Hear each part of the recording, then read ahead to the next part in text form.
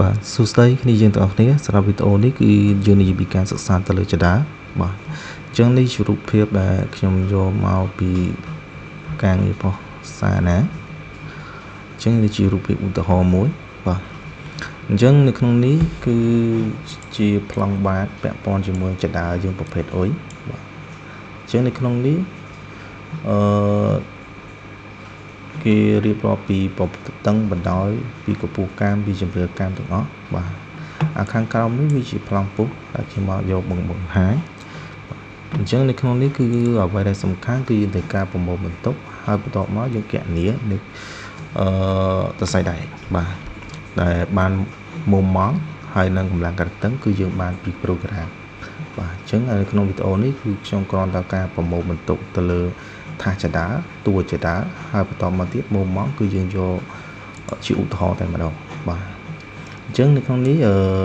អ្វីដែលខ្ញុំសេលេចនេះបាទអាហ្នឹងគេហៅថាចដាអញ្ចឹងពីលេខ1បាទពីលេខ1ដល់លេខ12ហ្នឹងគេហៅថាតួចដាអញ្ចឹងអាតួចដាយើងទាំងអស់គ្នាមើលទៅវាជាបន្ទុកមួយទៅវាជា trade បាទអញ្ចឹងក្នុងការនេះគឺយើងត្រូវការសិក្សាលើមុំជំរឿរបស់វា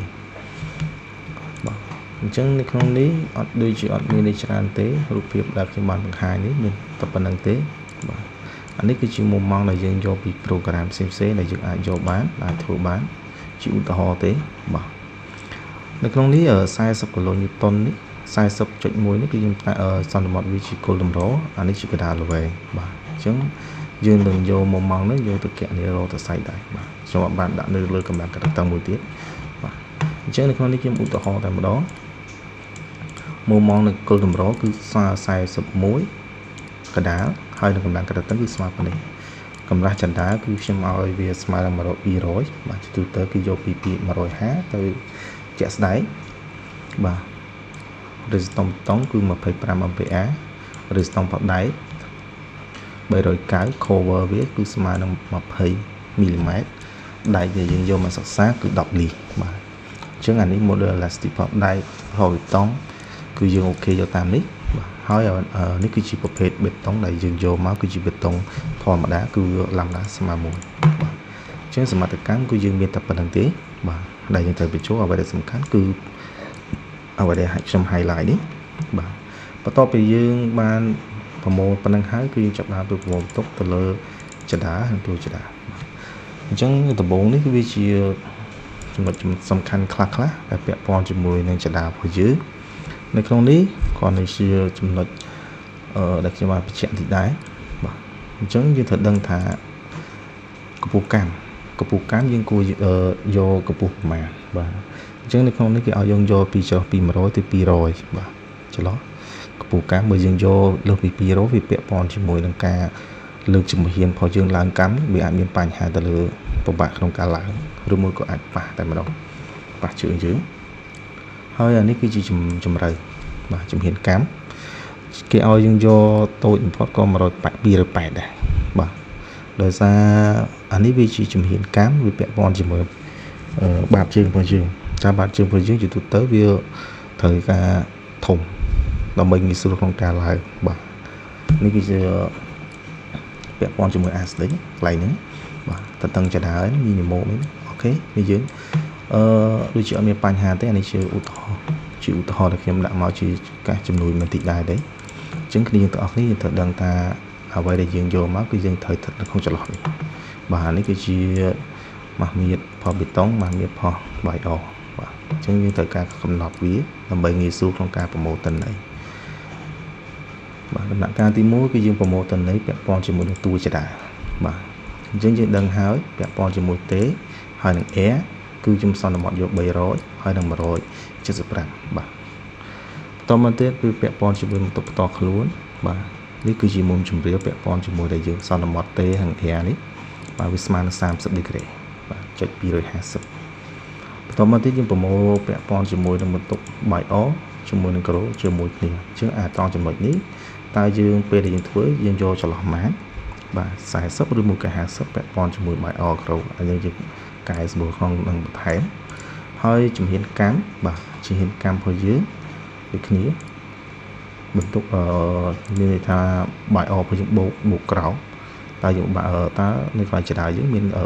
បូកអត់បើយើងបូកយើងដាក់មកបើយើងអត់យើងដកចេញទៅបាទបង្កើនដោយ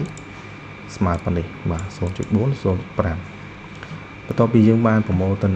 ប្រមូលទុកប៉ុណ្ណឹងហើយយើងពាក់ព័ន្ធជាមួយ DL ដែលយើងបូកចូលគ្នាទាំងអស់មកស្មើ9ចុចជាងហើយ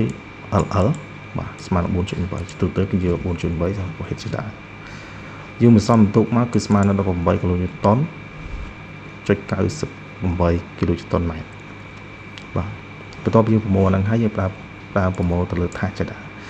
ចដាក៏ដូចគ្នាដែរអាហ្នឹងជាក់ស្ដែងប្រសិនមកក្នុងករណីយើងមានអីផ្សេងទៅបន្ថែមទៀតគឺយើងអាចប្រមូលបានពាក់ព័ន្ធជាមួយថាសចដាបាទអញ្ចឹងខ្ញុំដាក់តែប៉ុណ្ណេះទេបាទអញ្ចឹង DL ហើយនឹង LL គឺស្មើបូកចូលយើងផ្សំទុកមកស្មើ15គីឡូតុនម៉ែត្រគីឡូតុនក្នុងម៉ែត្រការ៉េបាទអញ្ចឹងបន្ទាប់មកទៀតយើង apply យើងទៅសិក្សាហើយយើងអាចគណនាពាក់ព័ន្ធជាមួយនឹងកម្លាំងកតតឹងហើយនឹងមុំម៉ងបាទអញ្ចឹងយើងគួរដឹងដែរបើសិនបើ save it បើយើងបញ្ចូលក្នុង robot គឺយើងដកវាចេញទៅយើងដាក់វាទេដោយសារ save it គណនាឲ្យអូតូតិចទេបាទអញ្ចឹងក៏បើយើងប្រមូលទិន្នន័យបានយើងសិក្សាឲ្យអស់ហើយគឺយើងអាចធ្វើការគណនារកសរសៃដែកបានបាទអញ្ចឹងនៅក្នុងនេះគឺដូចខ្ញុំបានបញ្ជាក់មុននឹងអញ្ចឹងយើងសិក្សាទៅលើគោលតម្រូវដែលស្មើ41គីឡូតុនបាទនេះដែលខ្ញុំឧទាហរណ៍មកបន្ទាប់ពីយើងគណនាមកយើងទីមួយយើងត្រូវការគណនារកដេបាទអញ្ចឹងដូចជាអត់មានបញ្ហាទេអានេះវាដូចជា one way slab អញ្ចឹងយើងសិក្សាធម្មតា AOI បន្ទាប់មក data row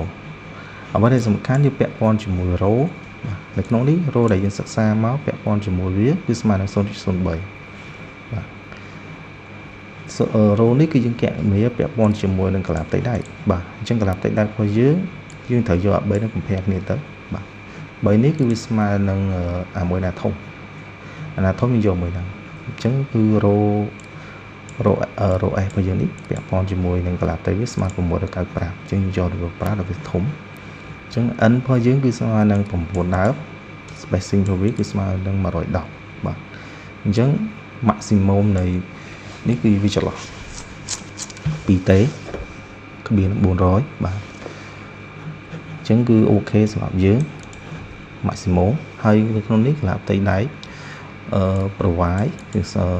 អូខេអត់ដូចជាអត់មានបញ្ហាទេនេះដែលយើងគណនាពាក់ព័ន្ធជាមួយ film បច្ចៈបន្ថែមគឺអូខេបន្ទាប់ពីយើងពីនឹងហើយយើងគណនាពាក់ព័ន្ធជាមួយដែកការពីកម្ដៅដែក stall ភាព roll time pressure ហ្នឹងបាទយើងយក roll time pressure មកគុណមកគឺស្មើនឹង0.400 មីលីម៉ែត្រការ៉េអញ្ចឹងវាស្មើនឹង6ដើមអញ្ចឹង spacing ដែលយើងចែកមកគឺស្មើ167អញ្ចឹងយើងប្រកួតជាក់ស្ដែងទៅអាហ្នឹងធំ150តែម្ដងក៏បានដែរបាទដោយសារងាយស្រួលក្នុងការកំណត់បាទយើងយក150ក៏បានដែរអានេះយើងសន្មត់ណាពេលអង្គសិក្សាហើយតែសំខាន់កុំឲ្យវាធំនៅពេលអង្គនីជាក់ស្ដែងនេះនេះនេះបាទយើងដាក់110អញ្ចឹងយើងធ្វើ110ចុះក្រោមធ្វើ100ឬក៏110អូខេតែកុំឲ្យឡើងដល់120 130វាត្រឹមត្រូវទេបាទបន្ទាប់ពីយើងគណនានឹងរួចហើយយើងគណនាទៅលើក្តារបាទស្មើនឹង18គីឡូតុននេះបាទអញ្ចឹងនៅពេលគណនាដូចគ្នាទេបាទអត់មានខុសគ្នាទេប៉ុន្តែអ្វីដែលយើងគ្រាន់តែឆែកមើលនេះតិច row របស់វាគឺតូចបាទស្មើនឹង 0.078 អញ្ចឹងយើងត្រូវការឆែកមើលកលាផ្ទៃ AS របស់យើងនេះអញ្ចឹង AS របស់វាដែលយើងគណនាមកយើងយកគុណនឹង row វាស្មើនឹង312មីលីម៉ែត្រការ៉េអញ្ចឹងយើងត្រូវការ compare ជាមួយកលាផ្ទៃដែករមៀតរបស់យើងវាស្មើ400អញ្ចឹងយើងយកធំហ្នឹងហើយបាទវាស្មើនឹង6ដើមអានេះយើងដោយសារយើងប្រកួតវាគឺស្មើនឹង160ទេបាទអញ្ចឹងបន្តមកទៀតយើងគណនារក film ឆែកមើល film N ទៅគឺយើងអូខេនេះដែករួមមៀតដូចគ្នាដែរទេបាទដូចជាអត់មានអីច្រើនទេសម្រាប់ចដាបន្តមកទៀតយើងឆែកទៅលើសៀបាទសៀដែលយើងនិយាយថាប្រវាយ VOD នេះវាស្មើ50គីឡូតុនយើងឆែកមកបាទអានេះគឺជារូបមន្តវាពាក់ព័ន្ធនឹងកម្លាំងខាងតឹងវាស្មើនឹង VC ហើយយើងពាក់ព័ន្ធយើងឆែក VC 1លើ2 VC វាស្មើ54បាទអញ្ចឹងមានន័យថាកម្លាំងកាត់តឹងយើងគឺអូខេបាទអញ្ចឹងយើងឆែកទៅប៉ុណ្្នឹងគឺជាការស្រេចសម្រាប់ការងាររបស់យើងពាក់ព័ន្ធជាមួយយើងអាចធ្វើសារណាបានអញ្ចឹងបន្តមកទៀតពីយើងពាក់ព័ន្ធជាមួយនឹង spacing ដែករួចហើយយើងត្រូវការតម្លើងទៅលើតសៃដែកបាទតសៃដែកមេសំខាន់តែយើងត្រូវការគូបែបម៉េចឲ្យវាត្រូវនឹងជាមួយនឹង ការទុកមុខមករបស់យើងបាទអញ្ចឹងដូចជាអត់មានអីច្រើនទេសម្រាប់ពាក់ព័ន្ធជាមួយនឹងការងារចដាគឺយើងអាចសិក្សាតែប៉ុណ្្នឹងគឺអាចអូខេសម្រាប់ការងារយើងធ្វើសារណាបាទអរគុណសម្រាប់វីដេអូនេះខ្ញុំមានតែប៉ុណ្្នឹងទេបាទ